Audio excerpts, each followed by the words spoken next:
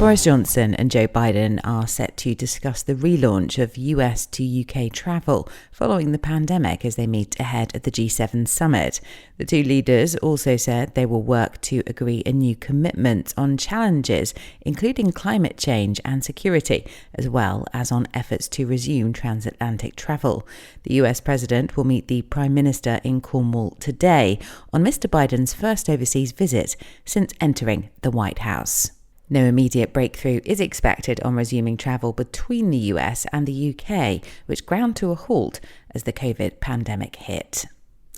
Sexual harassment has become so normal in schools that children no longer see the point of reporting it, a damning investigation by Ofsted has warned. Chief Inspector Amanda Spielman said she was shocked by the Ofsted review, which found easy access to pornography has set unhealthy expectations of sexual relationships and revealed that schoolboys share nude photographs of girls like a collection game. The report called for a culture change in schools and colleges, with head teachers assuming that sexual harassment is affecting their pupils even when there is no specific reports, and for more time spent teaching children about consent and sharing explicit images. The government responded to the review by announcing more support for schools tackling sexual abuse. Lecturers are refusing to teach students at an Oxford University college over its decision not to remove a statue of Cecil Rhodes, it has been reported. Last month, Oriel College was accused of institutional racism after its governing body said it would not seek to move the monument to the British imperialist from its position outside the building. According to the Daily Telegraph, more than 150 lecturers have since refused to give tutorials to Oriel's undergraduate students following the decision. They also reportedly pledged to withdraw from all talks, seminars and conferences sponsored by Oriel and stop their involvement in interviewing students and recruiting fellows.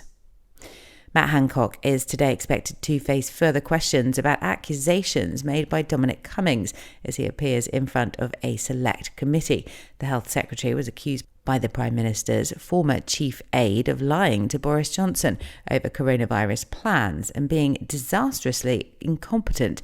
Among the explosive claims from Mr. Cummings last month that Mr. Johnson was furious to discover that untested hospital patients had been discharged to care homes.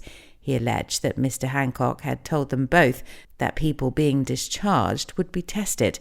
It comes as The Guardian reports that several of the UK's biggest care home operators said they repeatedly warned the Department of Health about the risks of not testing such people in March 2020. And finally, the Queen has poignantly marked what would have been the Duke of Edinburgh's 100th birthday with the planting of a newly bred rose named after her beloved late husband.